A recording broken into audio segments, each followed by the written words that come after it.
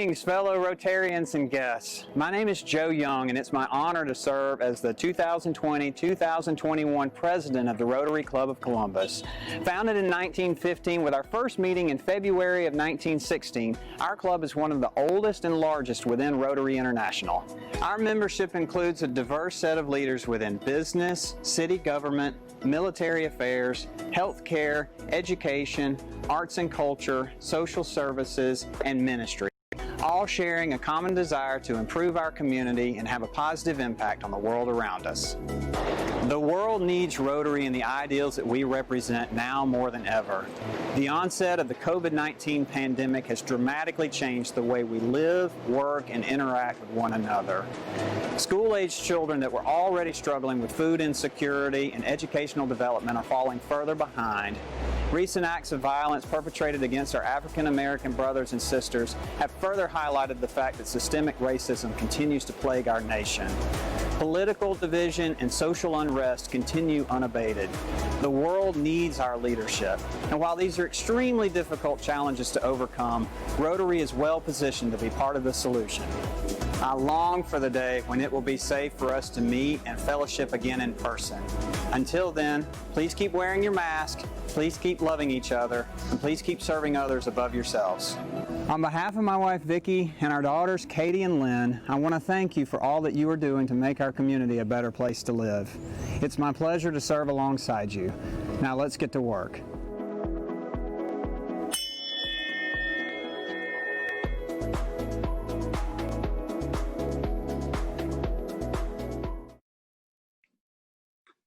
Good afternoon and welcome to the September 9th meeting of the Rotary Club of Columbus. Today's meeting, today's broadcast is restricted currently to our Facebook group. That's just our club members.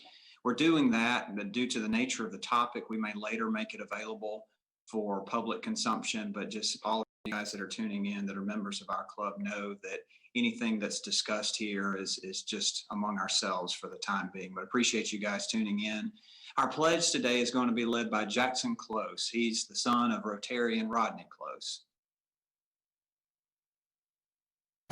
I pledge allegiance to the flag of the United States of America and to the republic for which it stands, one nation, under God, indivisible, for liberty and justice for all.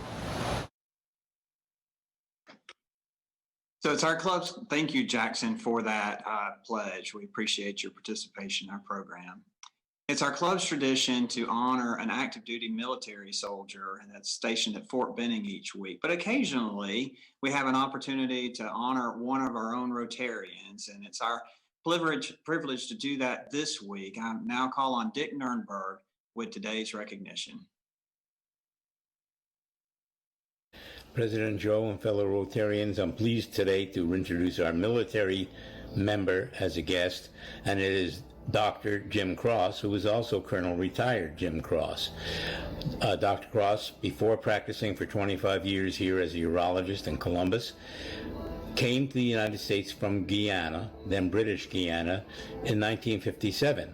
And because he thought he would be drafted, he joined the Army, became a dental assistant, and he served for 3 years at Fort Bliss, Texas. Then he got out and stayed in the reserve. He wanted to go to get his education, and he decided to become a doctor and went to medical school, upon which time he found out that he was again draftable, even though he had previously served, because he was now draftable as a doctor. So he joined the senior program, and after medical school, when he was assigned to Fort Myer, Virginia, he went to William Beaumont in El Paso at Fort Bliss, where he did his internship and his residency as a urologist. He also did tours in Hawaii at Triple Army Medical Center, Military Assistance Command in Vietnam as a general surgeon, and then he came back to Fort Bliss again, and he was the chief of urology there and at the 121st Evacuation Hospital in Seoul, Korea. When he got out, after he was obviously very busy in practice, He also served the community in many ways. He was on the medical staff at the medical center at St. Francis, at Houston and Cobb. He was the chief of the medical staff at the medical center. He was a member of the Hospital Authority of Columbus, the Pastoral Institute, 2 terms, the Community Foundation, Columbus Tech, and various other civic endeavors. We are proud to have Jim as a member, a longtime member of our Rotary Club. And Jim, thank you very much for your service, both in the military and as a urologist and as a civic member of Columbus. Thank you. Jim, on behalf of our club and our community, I want to again thank you for your service to our country, to our community, and to our club. We're so glad to have you in our midst, and hope that you continue to serve others above yourself just as you have always done. Thanks again. We last week had a video highlighting our Children's Fund grant recipient organizations. We supported, I believe it was 8 different organizations this year with Children's Fund grants, and we wanted to spend some time highlighting each of those individual agencies for the good work that they're doing. We have a video today presented to us from Open Door Community House, so please enjoy.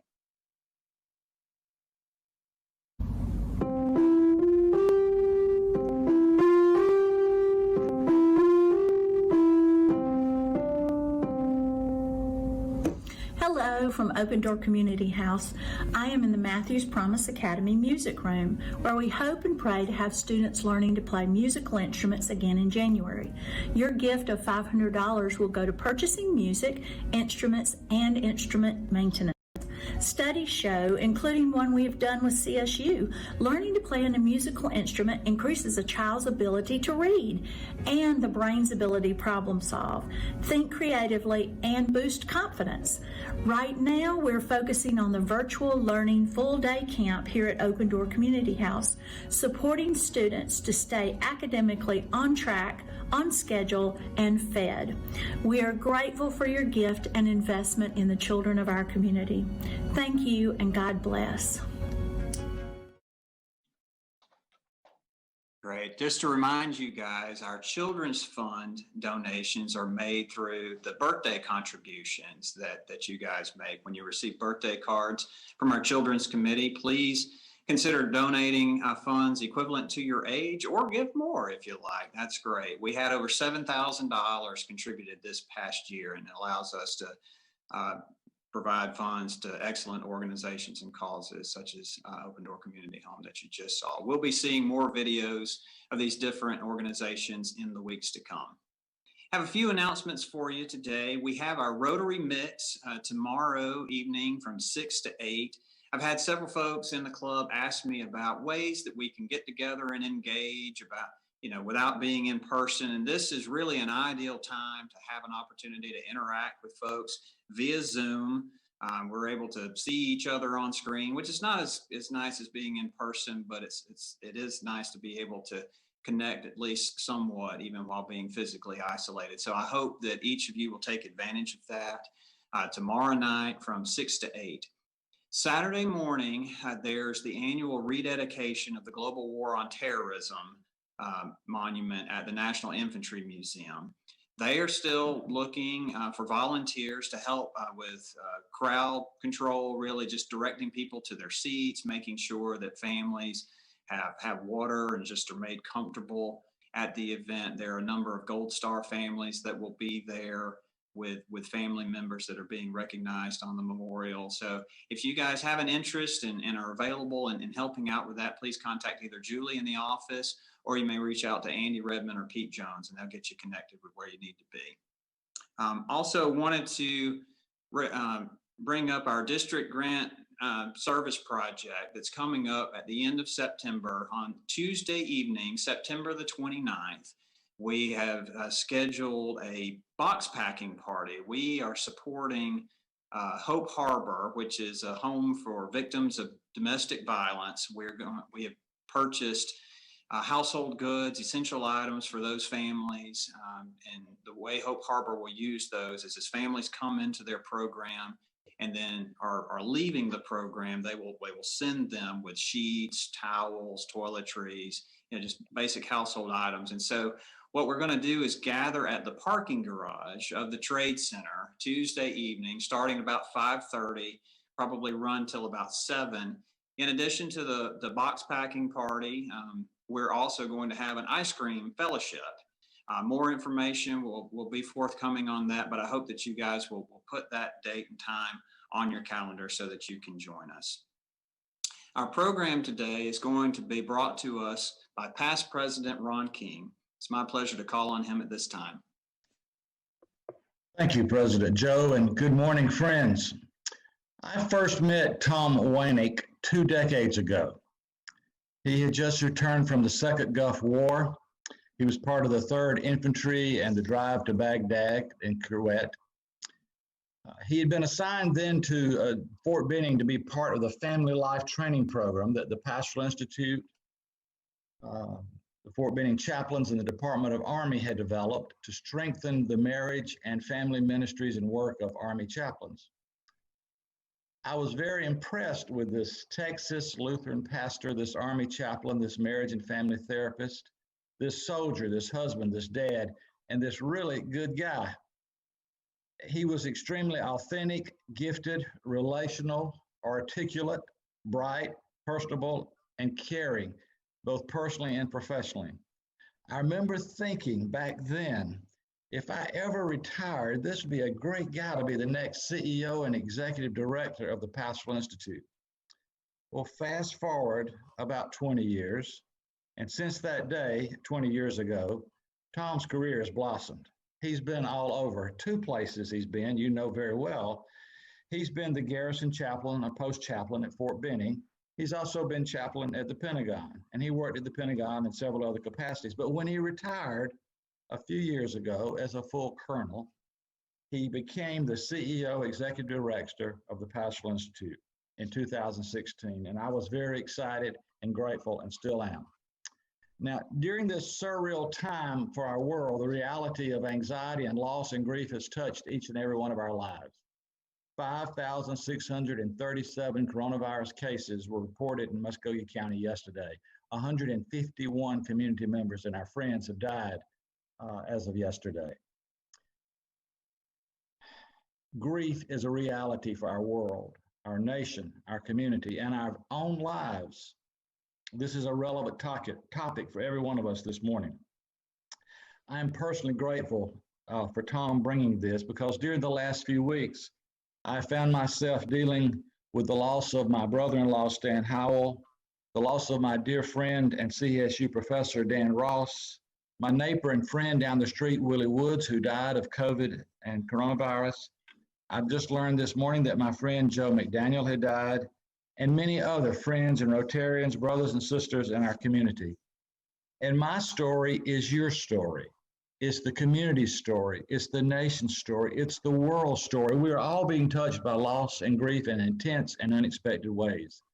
Tom Waynick is familiar with the reality and has committed much of his professional and personal life to this topic.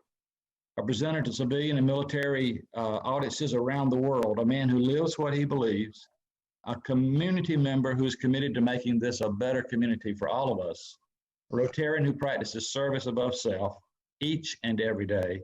It is my distinct pleasure to introduce Tom Waynick to you today. Tom. Okay, thank you very much, Ron. That's very kind.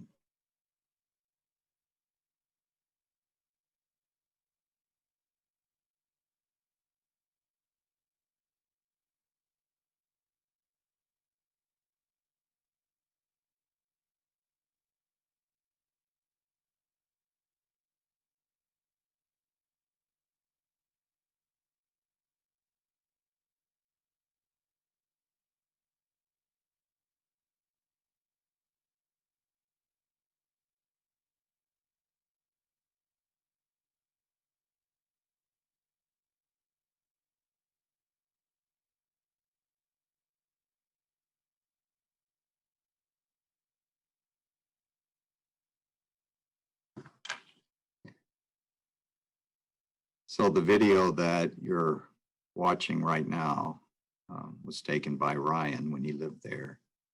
on September 11th, 2001. I want to remind you that the last time that we experienced national grief was almost 20 years ago. Now, I had the privilege and the honor of serving as a Pentagon chaplain, and my office was at the impact site of the plane. So when they rebuilt that section of the Pentagon, they intentionally put a chapel there. And what that meant was that 10, 11, 12 years later, when I served there, that this chapel had become a shrine. And in fact, I spent many days, many hours talking to people who had been there that day. People from all over the world would come and visit the Pentagon, and of course, they would come to the chapel. This particular window here is a commemoration of that day. Each piece of glass in that window was placed there literally by the hands of those who either survived or their family members. Twice during my time there, I hosted the 9/11 private memorial ceremony. The invitees were, again, the survivors and their family members. And each time President Obama came over from the White House, he spoke and then talked to the crowd and shook hands. And a lot of memories, a lot of stories connected to that. That's the memorial right outside my office. If you ever get a chance to visit it, please do. But I want you to think about this for a moment and how this relates to our topic today. The last time that we experienced national grief was 9/11. And our enemy today is a different type of terrorist. And we're going to talk a lot about that in just a few minutes. I wanted to just share one more story about the Pentagon. And it says something about grief and its effects and how long it lasts.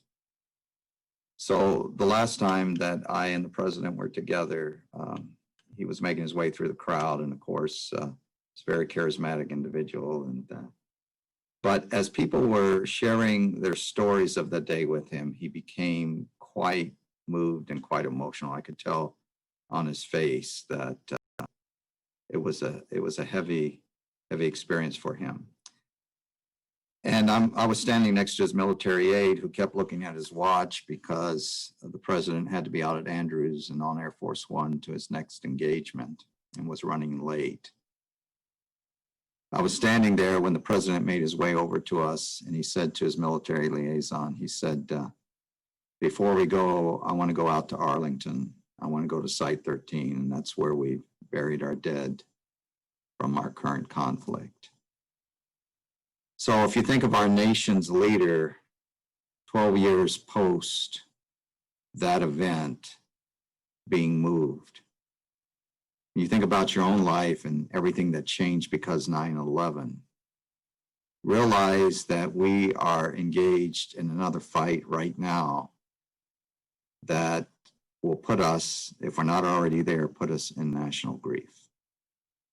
As Ron described his own relationships, his own losses, you cannot help but think that what we're going through right now will have ramifications into the years to come. So with that, let's go to the first slide. So I don't know if you've equated grief with what we're going through, but anytime there's loss, there's grief. Long ago, when I was a young baby pastor in Austin, Texas, I attended a workshop by a lady by the name of Dr. Patricia Love. She was a social worker at that time. Since that time, she's been on Oprah and all the national media. But it was a room full of young pastors and social workers, and she said this to us that day, and it's been almost 40 years ago. But she said, if you have somebody sitting across from you in your office, it's almost a guarantee that there is grief in the room. Americans right now are reporting high levels of emotional distress from this pandemic. Our society is definitely in a collective state of trauma. According to a recent Kaiser Family Foundation poll, more than half of Americans, 56%, report that they're worried and stressed because of the outbreak and that they're concerned with their mental health. The troubles they reported in the survey were eating and sleeping, drinking more alcohol, frequent headaches, stomach aches, short tempers, and other health problems. Crisis hotlines across the country are reporting an increase in calls as compared to last year. In Sacramento, it's up 40%. In St. Louis, one of the counselors there has reported that 80 to 85% of those calling in are mentioning COVID. And I will tell you here at the Pastoral Institute, it is very rare, and we are seeing clients right now, both in person and via telehealth, but it's very rare that we have a session without COVID coming up at some point in the conversation. A recent article out of the Journal of American Medical Association reported that we are in a large-scale disaster. And our experience, our past experience, whether it's traumatic, like the World Trade Center, or natural, like the number of hurricanes we've experienced in the last 10 years, environmental, or of other some great magnitude, that there is always an increase following these of depression, PTSD, substance use disorder, and a broad range of other mental and behavioral disorders. Domestic violence is up, child abuse is up, and the latest stat that I looked at said that people filing for divorce in the United States is up 37%. So all of these things are ramifications of the stressors caused by the losses that we are all experiencing based on COVID. One other stat before I turn our attention to the slide. The CDC, in its most recent survey, says that 25% of young adults between the age of 18 and 24, 25% have had some suicidal thought or ideation during COVID. Now that demographic, that population, is one of the higher for suicide, but 25% is somewhat outrageous. 1 in 4 people, our college-age people, are experiencing some mental health crisis due to what COVID has done for us. So if we could turn there, then just that first slide, let me say a few things there. So how does COVID challenge the mind? How does it challenge the brain?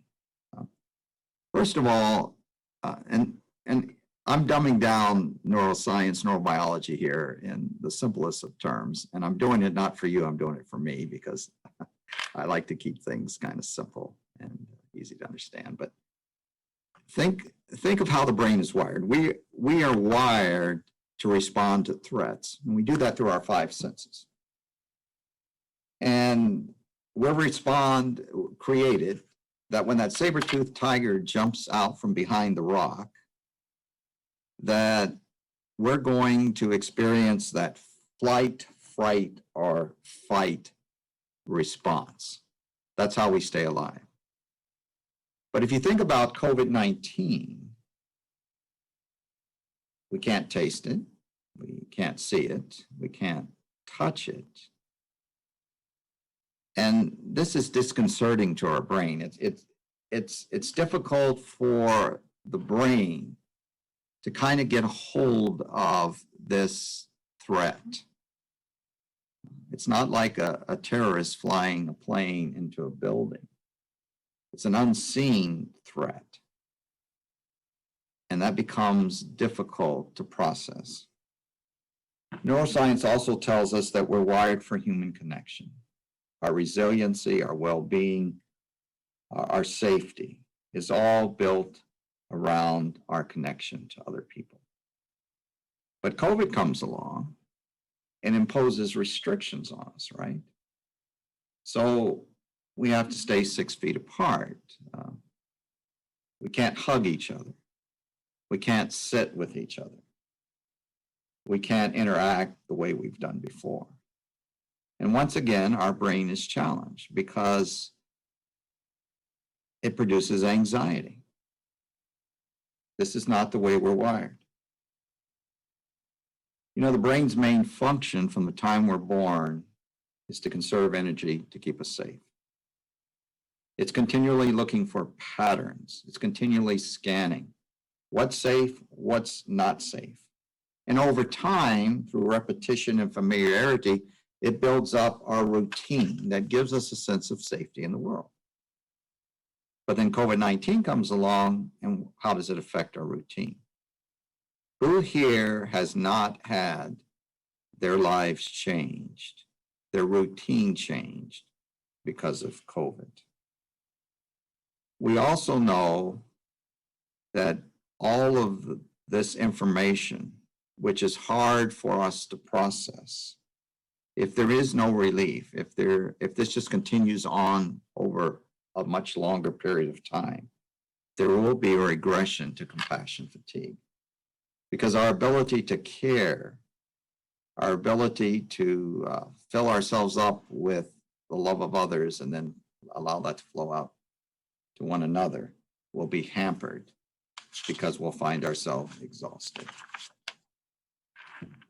When we talk about grief, next slide there, we can think of grief in terms of emotional suffering caused by significant loss. From the moment we're born, we are experiencing loss, and grief really is a natural process. But when it comes too quickly or in too great a quantity, we can be overwhelmed.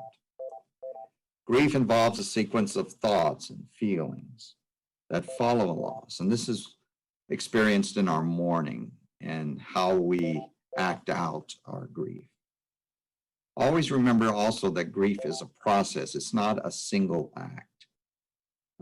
And grief is also cumulative. So if I haven't finished grieving one thing and I've got several other losses, they just stack up because grief takes time. Grief is processed when we touch it, when we sit, when we lean into that loss and begin that integration so that we can move on. Grief is the internal meaning given to an external event. So that's important because we don't all experience the same loss in the same way. And there are people probably listening in right now who your life's changed some, but really your life hasn't changed a lot. And yet there are others who are listening in right now whose lives have changed tremendously, whether that's because of a loss of a job or because you're working from home, because you're trying to educate your children at home, because all of your social interaction is confined to the device that you're sitting in front of right now. And we'll come back to that in a few minutes. The amount of grief is always in proportion to loss. So it is your perception of how great a loss that will determine how long and deep the process is.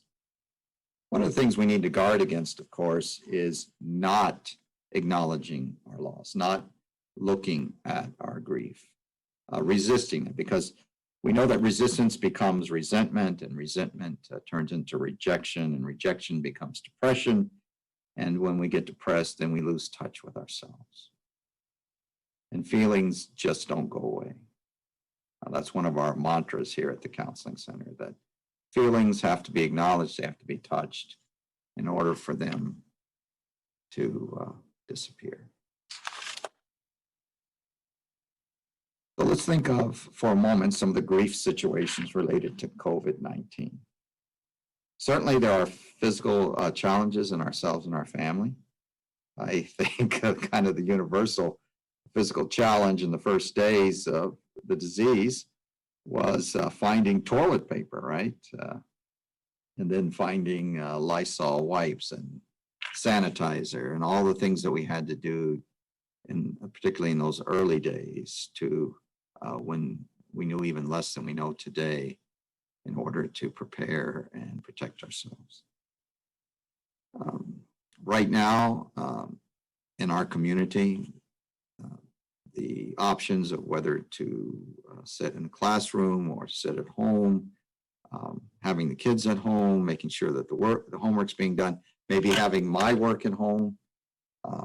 And what I'm finding, what I'm hearing from a lot of the clients here is that working from home, while it might have some advantage, the great disadvantage is you're finding yourself working longer hours and expending greater energy.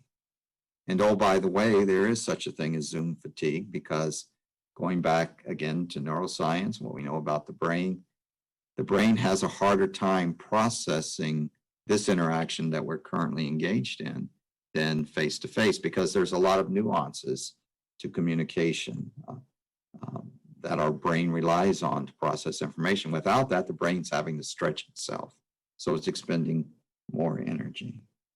Think about the social loss of family, friends, and peers.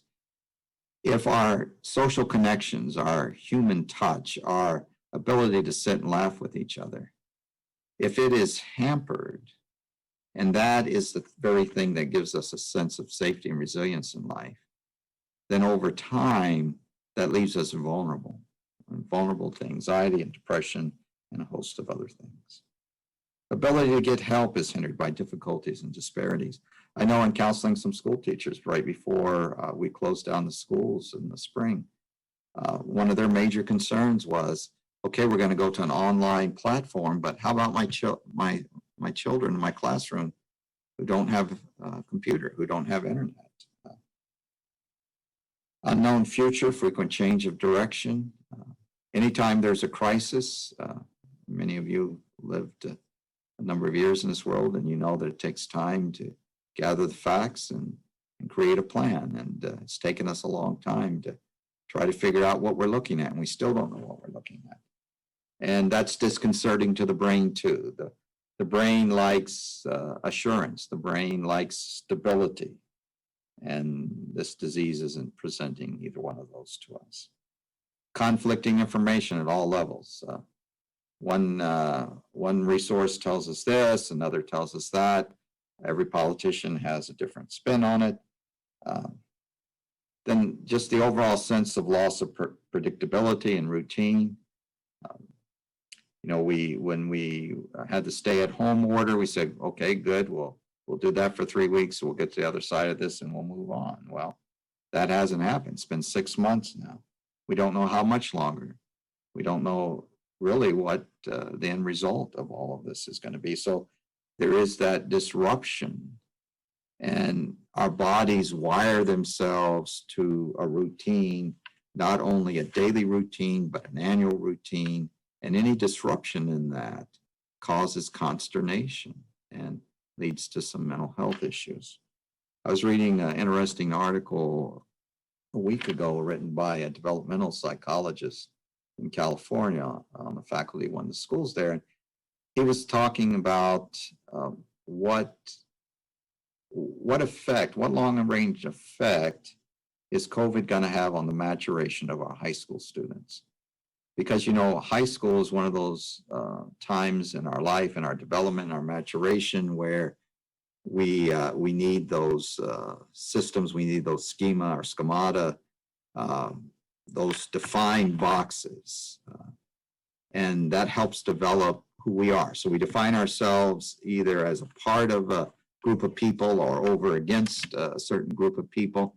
And if we don't have that available to us in the years when that's important in our development, what long-range effect is that going to be?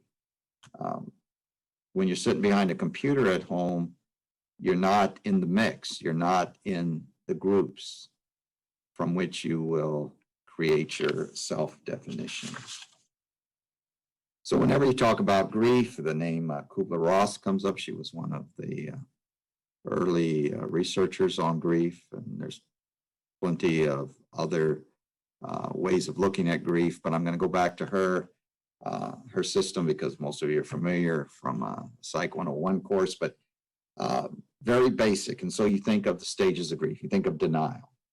Well, I don't want to talk about it. How often are we hearing that in the media? Or not wanting to deal with it. I remember when 9/11 happened, I was stationed at Fort Polk, and the day of the event, Diane came up to the chapel and said, "What does this mean?" And I said, "Well, what this means is I'll be at war within a year." It's probably one of the few times in my life I was prophetic, but in fact, that's what happened.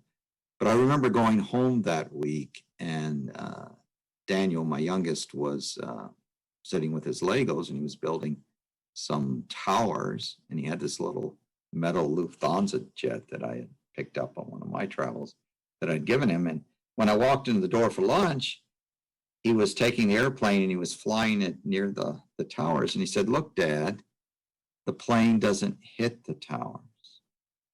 So think of that from an 8-year-old's perspective. He was trying to undo what he was seeing over and over on the TV. There was a denial.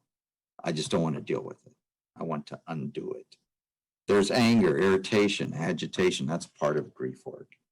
And if I were to tell you that in the last few weeks that we here at the Pastoral Institute have been out doing de-escalation training in businesses that deal with the public, I don't think you'd be surprised, because we've had businesses call us and ask us, "Hey, we need some help because our customers, they're not the same customers that we had pre-COVID. They're a little bit more irritable, they're a little bit more angry. They're hard to get along with. Help us help our employees to be able to address that." Bargaining is certainly a part of grief. That sense of this is going to last a long time, or the sense of I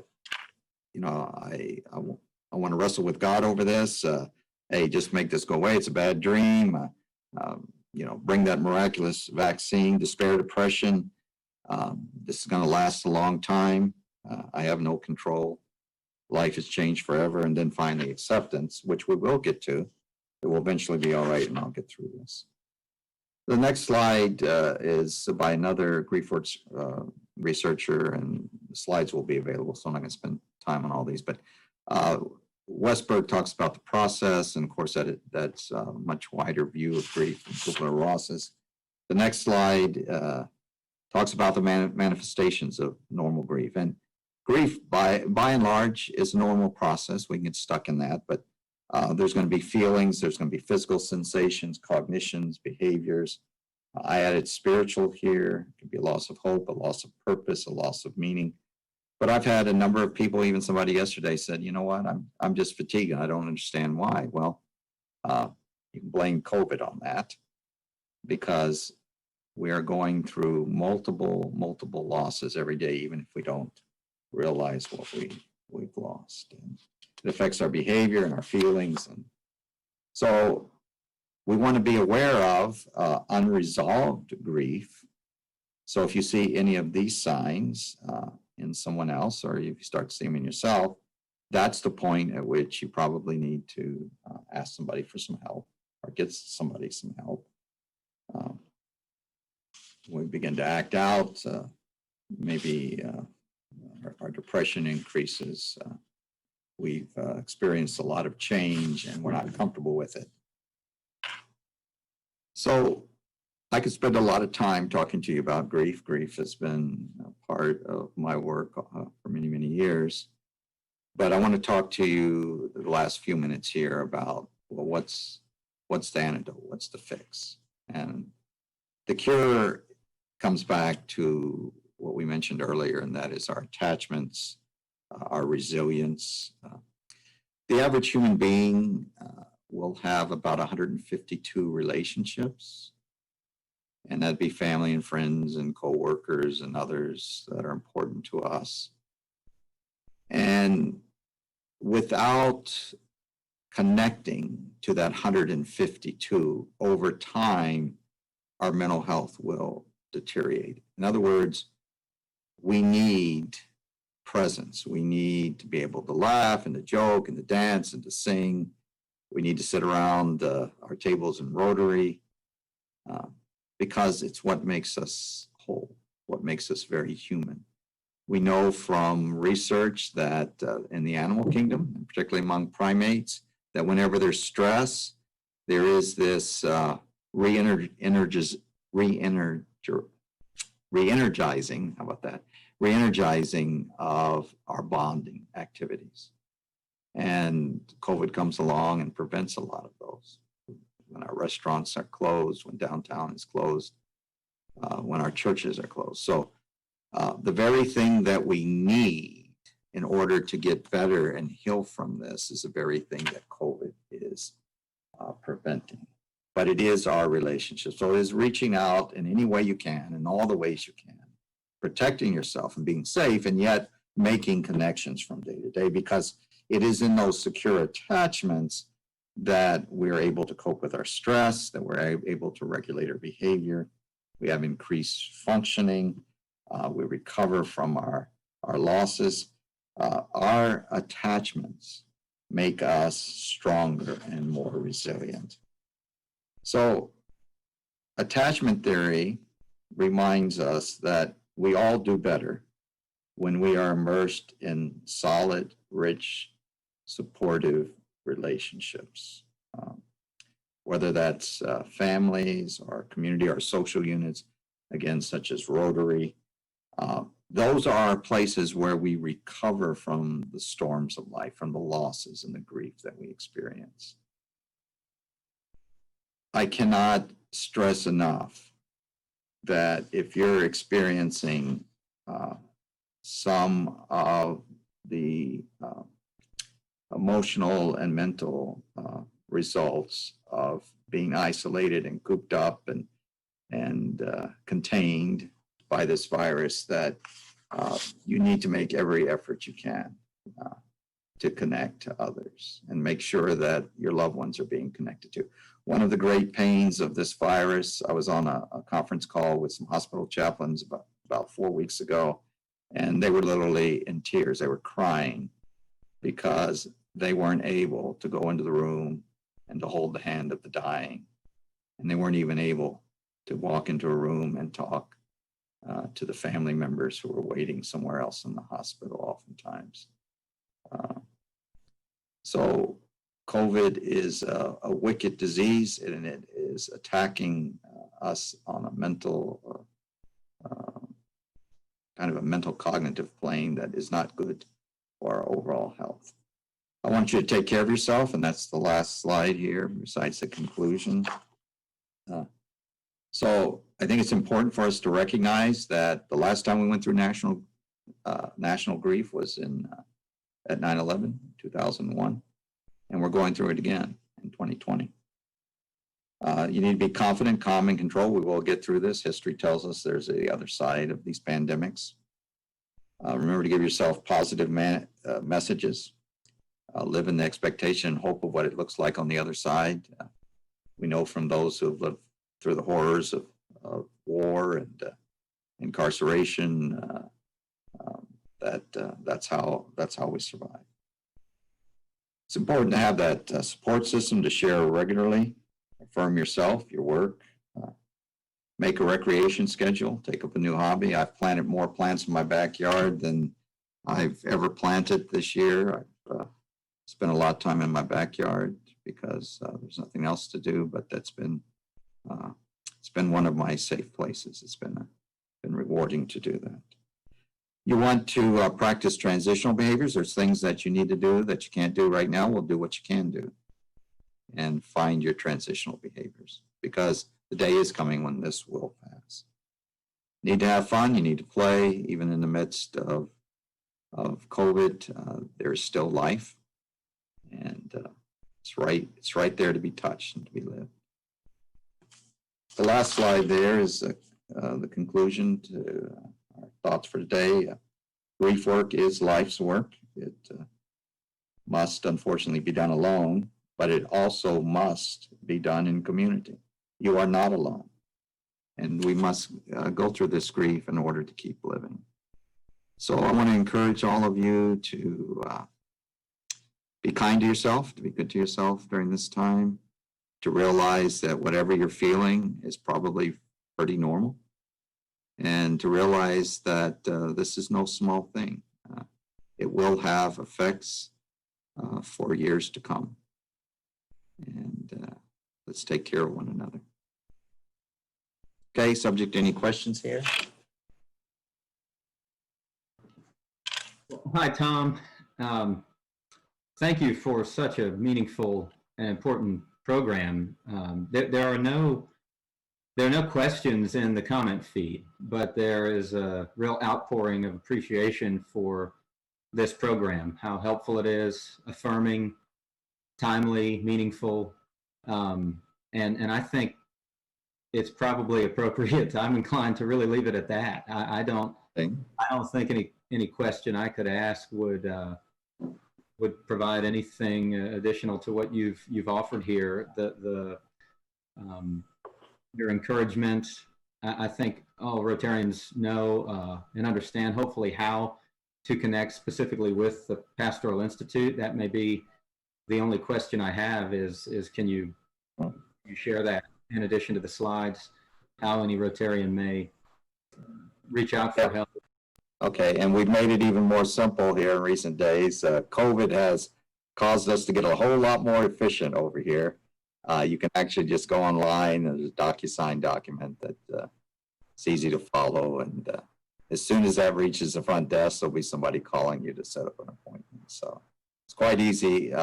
It's easier now than it's ever been to get an appointment here at the Pastoral Institute. So, and we have COVID for that. Well, we appreciate you so much. Again, this is such a meaningful and important program, and we're fortunate to have an institution like Pastoral Institute in our community, and we're fortunate to have one another. And I'll turn it back over to you, President Joe. Thank you, Tom. Thank you. Fantastic presentation. Certainly, I mean, this was needed. I needed this. I think so many of our members needed this. You said a couple of things in your remarks that really stuck with me. I wrote them down. Grief is internal meaning given to an exterior event. I think that's, like talking about how we all process it differently. Maybe don't know how to respond, but what I get out of this is just, empathy toward not just what people that are immediately around you are going through, but what everybody, the whole world's going through this right now. We're all processing it in different ways, but the importance of relationships, however they can be maintained. If we're not able to be physically in person with one another, we still need to be reaching out and loving each other in whatever mediums are available to us. And I appreciate our relationship with you, relationship with everybody on this broadcast. Let's all check in with each other. Let's love each other. Let's show grace and forgiveness, recognizing that everybody's dealing with this in their own way, and we don't need to do anything that's going to further antagonize somebody that's already going through difficulty and problems, but making ourselves available to be a support network for that individual. Tom, as you know, it's our club's tradition that we honor our speakers by making a donation of a children's book to the Columbus Public Library, and we're happy to do that in your honor as a result of your presentation today.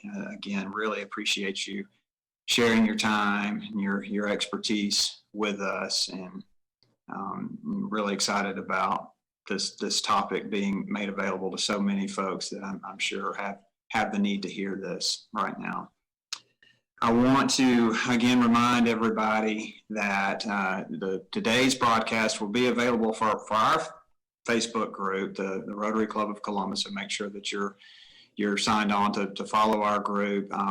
We might make it available for further public consumption. I think we probably will, but just know that the videos will be available on the site.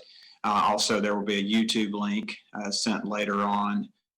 Saturday, again, we've got the Global War on Terrorism event. That would be great to attend. If you want to volunteer, there are ways to connect and do that. Just contact Julie in the office. She can get you connected to the right folks. Rotary Mix tomorrow night, 8, a great chance to connect. Again, it's not in person, but it's the next best thing. Give us an opportunity to interact with one another, and I hope to see you guys there on that. In the meantime, I encourage you to continue to wear your mask. It's one way we show others we care is we're wearing our mask and not spreading the disease so that we can get to the far side of this pandemic sooner rather than later. Please continue to love each other, love your neighbor, serve others above yourself. Let's get to work.